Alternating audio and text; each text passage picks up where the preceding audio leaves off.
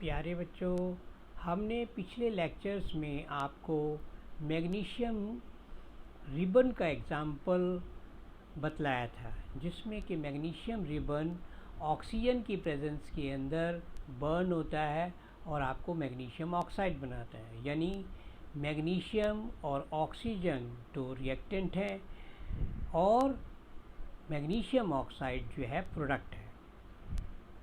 इस प्रकार से रासायनिक समीकरण में यानी लेफ्ट हैंड साइड यानी मैग्नीशियम और ऑक्सीजन की, जो कि हमने आपको संबोधन करके बताई थी, और राइट हैंड साइड जो कि मैग्नीशियम ऑक्साइड की थी, वो संबोधन करके आपको बताई थी। फिर हमने आपको दूसरा एग्जाम्पल दिया था जिसमें कि जिंक जो है सल्फ्यूरिक एसिड से रिएक्शन करके जिंक सल्फेट देता है और हाइड्रोजन गैस मुक्त होती है। प्यारे बच्चों, मैंने आपको ये भी बताया था कि अगर सपोज लेफ्ट हैंड साइड के यानी जो आपके रिएक्टेंट हैं, अगर उनके एटम्स आपके जितनी मात्रा में लेफ़्ट साइड में है, अगर उतनी मात्रा में राइट हैंड साइड में नहीं है, तो ऐसी स्थिति में अनबैलेंस इक्वेशन कहलाती है। यानी दूसरे शब्दों में हम कह सकते हैं कि लेफ्ट हैंड साइड के जो एटम्स हैं उनका जो मास होगा वो राइट हैंड साइड के एटमों के मास के बराबर नहीं होगा। तो इस प्रकार की इक्वेशन अनबैलेंस कहलाती है और इसको दूसरे शब्दों में स्केलेटन इक्वेशन भी कहते हैं। लेकिन हम जो है अगर सपोज लेफ्ट हैंड साइड के जो रिएक्टेंट्स हैं उनके एटम्स जितने लेफ्ट हैंड साइड में हैं उतने ही राइट हैंड साइड में हैं, तो ऐसी इक्वेशन को हम बैलेंस इक्वेशन कहते हैं, यानी एक संतुलित समीकरण। और बच्चों, आपको मालूम है कि कई बार ऐसी स्थितियां देखने को मिलती हैं कि अनबैलेंस केमिकल इक्वेशन आपको कई बार जो है अपने दैनिक जीवन में देखने को मिल सकती है। आइए इस तरह से जो हमारे को इक्वेशंस मिलती हैं उनको किस तरह से बैलेंस करते हैं, हम उसके लिए कौन से नियम अपनाते हैं, कौन से रूल अपनाते हैं, उसके बारे में ज़्यादा अध्ययन करें। आइए देखते हैं। आइए एक एग्ज़ाम्पल लेते हैं जिसमें कि किस प्रकार से हम बैलेंस करेंगे। एक एग्ज़ाम्पल में हम आयरन का यानी Fe plus H2O gives Fe3O4 plus H2। प्यारे बच्चों, ये इक्वेशन दो रिएक्टेंट की हैं जिसमें एक आयरन है, दूसरा आपका वाटर है। आपको उत्पाद जो है फेरिक ऑक्साइड बनाता है और हाइड्रोजन गैस देता है। अब ऐसी इक्वेशन को जिसमें कि लेफ्ट हैंड साइड के एटम्स, जैसे कि आयरन का एक एटम है और यहाँ जो है 3 एटम है, यहाँ ऑक्सीजन का एक है, यहाँ ऑक्सीजन के 4 हैं, ऐसी इक्वेशन को हमने आपको बताया था कि अनबैलेंस इक्वेशन कहते हैं, यानी कि स्केलेटन इक्वेशन। आइए इसको किस प्रकार से बैलेंस करते हैं यानी इसको संतुलित करते हैं, इसके बारे में जानें। सबसे पहले आपने स्टेप फर्स्ट में आपने इस इक्वेशन को इस तरह कोष्ठकों के अंदर लिख देना है, यानी ब्रैकेट्स में लिख देना है, जैसे कि मैं आपको लिख करके दिखा रहा हूँ। इस प्रकार से आप इस इक्वेशन को आप पहले स्टेप में इस प्रकार से लिखेंगे और स्टेप नंबर 2 में जो आपको ये इसके अंदर कौन कौन से लेफ्ट हैंड साइड में एलिमेंट्स हैं, कौन कौन से राइट हैंड साइड में एलिमेंट्स हैं, उनके एटम कितने हैं, उसको लिख के दिखाएंगे। तो सबसे पहले लिस्ट ऑफ द एटम्स लिखेंगे, list of the atoms, list of the atoms on different sides,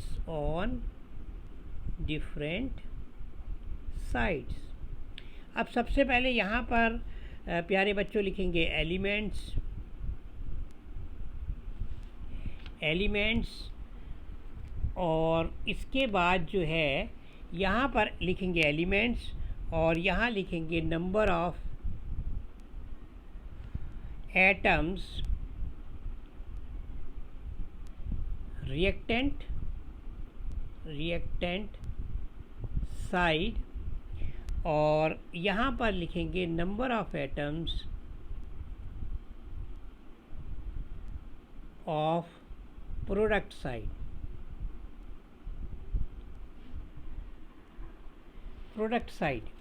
इस प्रकार से आप जो है इसको लिखेंगे। फिर प्यारे बच्चों ये जो इसमें एलिमेंट हैं आप देख रहे हैं, पहला एलिमेंट जो है आपको आयरन दिखाई दे रहा है तो यहाँ पर इसको Fe लिखेंगे। दूसरा एलिमेंट आपको हाइड्रोजन दिखाई दे रहा है, इसको H लिखेंगे। तीसरा एलिमेंट यहाँ ऑक्सीजन दिखाई दे रहा है, इसको ऑक्सीजन लिखेंगे। अब ये तीन एलिमेंट यहाँ पर हैं, आपने तीनों के नाम लिख दिए।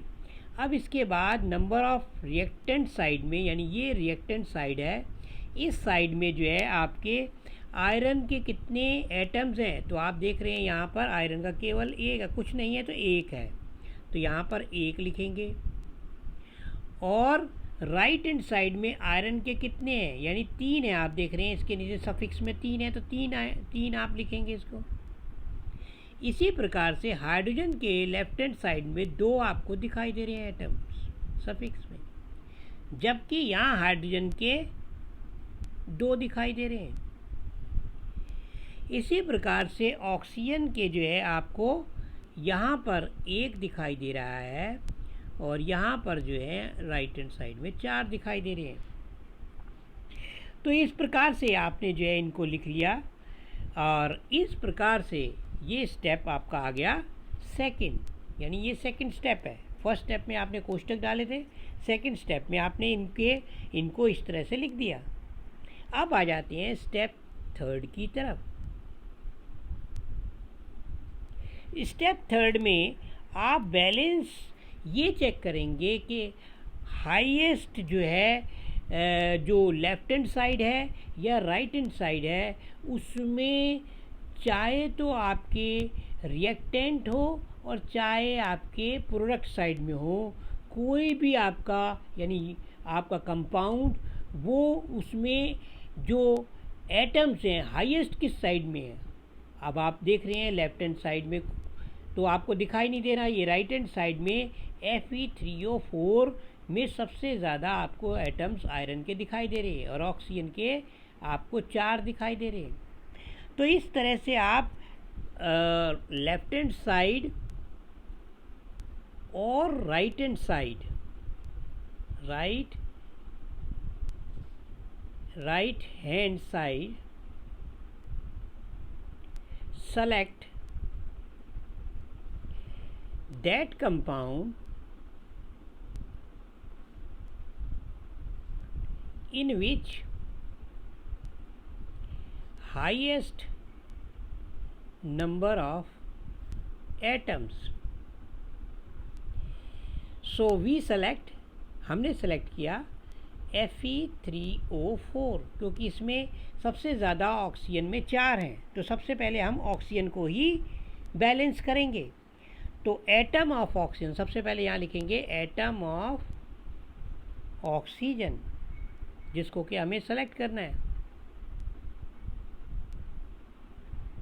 और सबसे पहले हमने कितने देखे, आपने लेफ्ट हैंड साइड में इनिशियल हमने कितने देखे वो लिखेंगे हम। फिर यहाँ लिखेंगे इन रिएक्टेंट साइड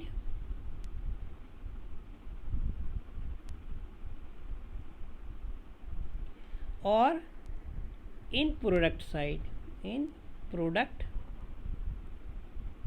साइड। अब इनिशियल हमने यहाँ पर रिएक्टेंट साइड में जो देखे थे ऑक्सीजन के देखे थे 1, आप देख रहे हैं 1 है ऑक्सीजन के कितने हैं 1, तो यानी आप 1 लिख देंगे। और किस में देखे थे 1, H2O में देखे थे, तो यहाँ लिख देंगे H2O, इसी में तो देखे थे 1। और आप राइट हैंड साइड में ऑक्सीजन का किस में देखे थे Fe3O4 में, तो ये Fe3O4 इसमें कितने देखे थे हमने 4 देखे थे। अब हमने 4 देखे थे तो 4 हमने यहाँ लिख दिया और यहाँ 1 लिख दिया। अब हम अप्लाई क्या करेंगे, अप्लाई करेंगे टू बैलेंस के लिए। हम टू बैलेंस करने के लिए ये अप्लाई करेंगे कि ये जो आपकी एक है यहाँ पर भी 4 आ जाए, जिससे कि यहाँ के जो 4 हैं इधर के 4 के बराबर हो जाए। तो हम क्या करेंगे 4 से इसको मल्टीप्लाई करेंगे, 4 से मल्टीप्लाई करके यहाँ पे जो 4 हैं वो 4 के इक्वल हो जाएगा। यानी आपकी इक्वेशन हो जाएगी, इक्वेशन बिकम लाइक दिस। किस तरह से होगी वो इक्वेशन, यानी आपका ये Fe है वो एज इट इज़ हो जाएगा, आपका जो 4 है वो यहाँ आ जाएगा जो आपने यहाँ मल्टीप्लाई किया, और ये 4 जो है आपको इस प्रकार से आपको लिखना है H2O। और आपको यहाँ पर आपको देखने को मिलेगा Fe3O4 प्लस H2। तो यानी इस प्रकार से, यानी आप जो है कोष्टक वैसे ही लगे रहेंगे, आपने सिर्फ इस प्रकार से बैलेंस करना है।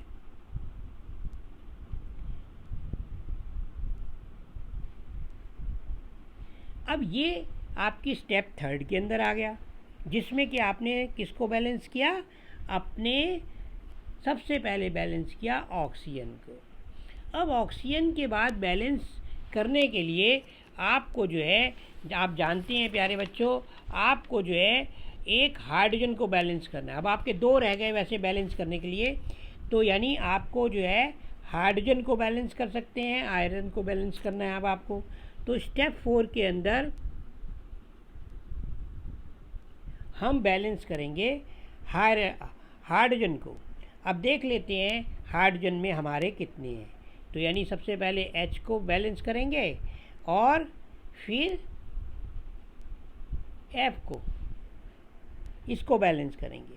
तो एटम ऑफ द हाइड्रोजन कितने हुए, एटम ऑफ हाइड्रोजन यहाँ पर इनिशियल में कितने हुए, इनिशियल और टू बैलेंस में, यानी इनिशियल में आप देख रहे हैं कि आपके reactant side, in reactant side और इन प्रोडक्ट साइड।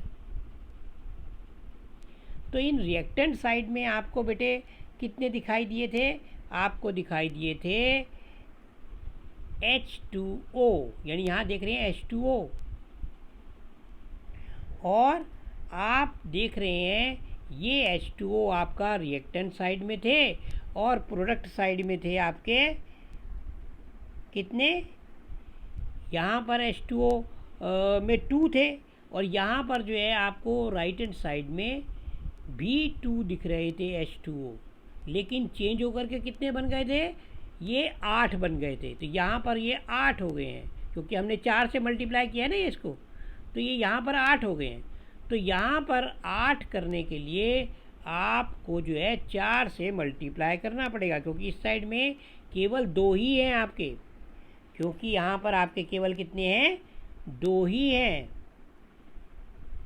यहाँ पे आपके 2 ही हैं। तो यहाँ जो है आपको कितने से मल्टीप्लाइड करेगा, 2 गुणा में 4, तो यानी ये 8 जो है 8 के बराबर हो जाएगा। अब आपकी इक्वेशन जो बन गई, now equation will be Fe plus H2O, ये 4H2O जो है आपका यहाँ पर आ गया 8, और यहाँ गिव्स के अंदर आपका आ गया Fe3O4 प्लस 4H2। यानी 4 दूना 8 और 4 दूना 8 ये बराबर हो गए, और 4 ऑक्सीजन बराबर हो गए। अब रह गया खाली केवल आयरन। क्या रह गया? आयरन। तो इसको फिर वैसे का वैसे ही आप लिख देंगे कोष्टक में।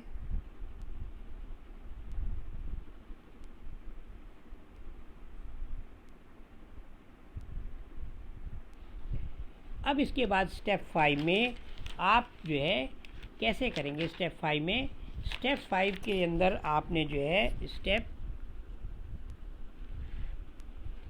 स्टेप जो 5th है उसमें आपने क्या करना है?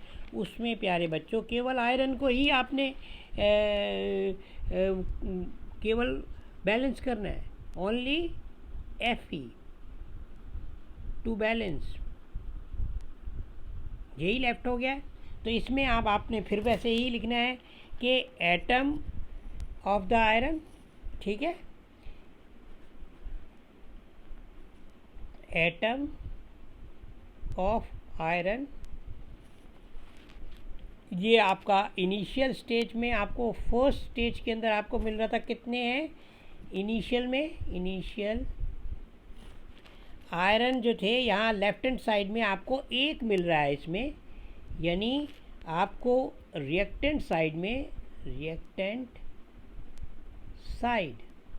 इन रिएक्टेंट साइड यहाँ पर आपको केवल आयरन का 1 ही मिल रहा है Fe में।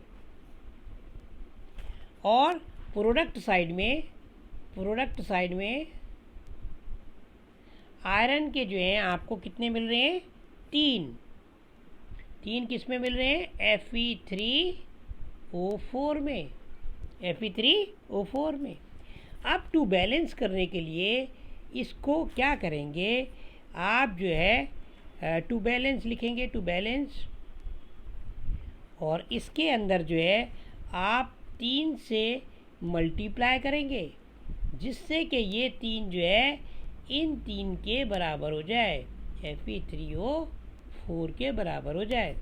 तो आप जो है 3 से जब इसको मल्टीप्लाइड करेंगे तो ये 3Fe बन जाएगा, और 3Fe जो है 3Fe3O4 के बराबर हो जाएगा। नाउ इक्वेशन बिकम क्या हो गई? 3Fe plus 4H2O gives Fe3O4 plus 4H2। और इस प्रकार से आपकी ये इक्वेशन आपको मिली। प्यारे बच्चों, ये जो आपको इक्वेशन मिली, इस इक्वेशन को आप एक प्रकार से फाइनल इक्वेशन कहते हैं। और लास्ट स्टेप यानी स्टेप नंबर 6 में फाइनली चेक करेंगे। तो फाइनली चेक करेक्टनेस इस इक्वेशन की करेंगे।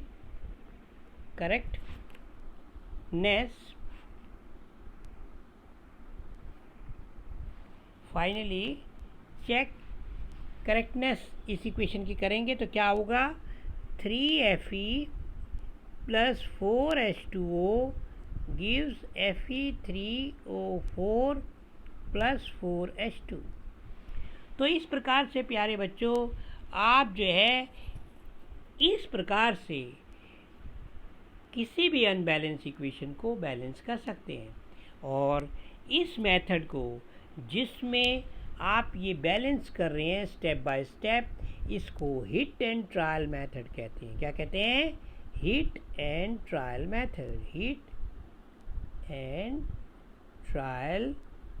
मेथड। तो प्यारे बच्चों आपने क्या पढ़ा? ये पढ़ा कि किस प्रकार से आप अनबैलेंस इक्वेशन को बैलेंस कर सकते हैं। अब कई बार प्यारे बच्चों आपको ये भी जानने को आप उत्सुक होंगे या ज़्यादा स्टडी करना चाहते होंगे, तो ऐसी स्थितियों में आप जो है फिजिकल स्टेट जो है स्टडी करते। इनकी फिजिकल स्टेट को स्टडी करने के लिए आप जानते हैं कि आयरन जो है आपका सॉलिड फॉर्म में होता है, तो इसको एस से संबोधित कर देते हैं। किससे करते हैं? एस से। इसी प्रकार से आपका जो है 4H2O जो है आपका एक गैसियस स्टेट के अंदर होता है, यानी स्टीम स्टेट के अंदर होता है। तो ये स्टीम स्टेट के अंदर आप इसको लिख सकते हैं, तो ये गैसियस फॉर्म में हो गया। और Fe3O4 जो आपका है ये बेसिकली एक कंपाउंड फॉर्मेशन बन गया, ये भी सॉलिड के केस में होता है, तो इसको एस से संबोधित करेंगे। और 4H2 जो है आपकी ये हाइड्रोजन गैस हुई, तो इसको आप गैसियस स्टेट के अंदर शो करेंगे। तो कहने का पर्पस ये है कि मोर एडवांस स्टडी के लिए प्यारे बच्चों आप इनकी स्टेट को भी स्टडी करते हैं, फिजिकल स्टेट को भी स्टडी करते हैं, और इस प्रकार से भिन्न भिन्न रासायनिक अभिक्रियाओं में यानी केमिकल इक्वेशंस में आप इनकी फिजिकल स्टेट को जब भी अपीयर करके लिखते हैं तो उसकी स्टडी के आधार के ऊपर ही लिखते हैं। अब यहाँ पर कुछ एक उदाहरण मैं आपको दे रहा हूँ जो फिजिकल स्टेट को अपीयर करती हैं। जैसे कि अगर कार्बन डाइऑक्साइड ये गैसियस स्टेट है और एक्वस स्टेट के अंदर होती है, ये AQ से भी संबोधित होती है और गैसियस स्टेट में है, तो ये जो है जब आपका 6H2O से यानी आपके रिएक्शन करती है, ये भी गैसियस स्टीम स्टेट है।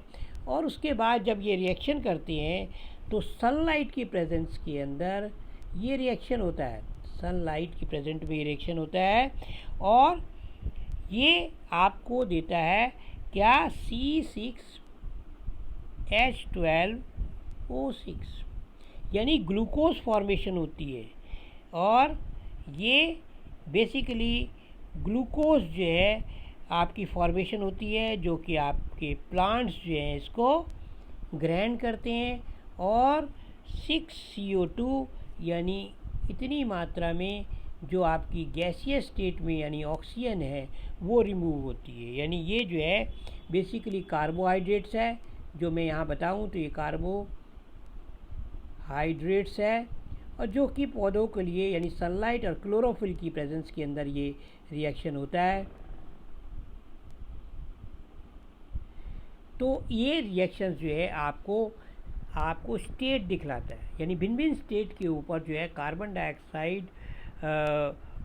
वाटर के साथ रिएक्शन करके आपको जो है सनलाइट और क्लोरोफिल की प्रेजेंस के अंदर आपको कार्बोहाइड्रेट्स यानी ग्लूकोज, जिसका कि दूसरी शब्दों में आप नाम दे सकते हैं ग्लूकोज, ये फॉर्मेशन बनाता है और आपको एक ऑक्सीजन जो है एक एटमॉस्फेयर में जो है आपको मिलती है। इसी प्रकार से कई और अन्य एग्जाम्पल भी है, जैसे कि कार्बन मोनोऑक्साइड। कार्बन मोनोऑक्साइड ये गैस है जो कि बहुत एक प्रकार से ये इसको आप जहरीली गैस भी कहते हैं, यानी ये पॉइजनस गैस है। ये अगर हाइड्रोजन के साथ मिक्सअप हो जाए यानी ये भी गैसियस फॉर्म में होती है, और आपको जो है ये मिथाइल अल्कोहल फॉर्मेशन बना देती है। यानी अगर आप इसको 340 एटमॉस्फेयर के ऊपर अगर आप देखें एटमॉस्फेरिक प्रेशर के ऊपर, तो ये जो है मिथाइल अल्कोहल फॉर्मेशंस कर देती है। और यहाँ पर जो है आप कह सकते हैं कि ये जो है ये आपका गैसियस स्टेट है, ये भी गैसियस स्टेट आपको या में मिलेगा, और ये आपको जो है एक मिथाइल अल्कोहल जो है एक लिक्विड स्टेट के अंदर आपको फॉर्मेशन बनती हुई दिखाई देगी। तो ये अक्सर जो है इस प्रकार से फॉर्मेशंस जो है आपको बनती हुई इस एग्जांपल में दिखाई देती है। तो कैसे कई एग्जांपल्स हैं जिनको कि आप ज़्यादा जानेंगे। आगे हम अध्ययन करेंगे किस प्रकार से जो है एक क्विक लाइम जो है यूज़ होता है वाटर की यानी कम्बिनेशन रिएक्शंस के बारे में, यानी वाटर के साथ रिएक्शन करके स्लैक लाइम बनाता है, और इस को हम जो है अब अध्ययन करते हैं। Thank you.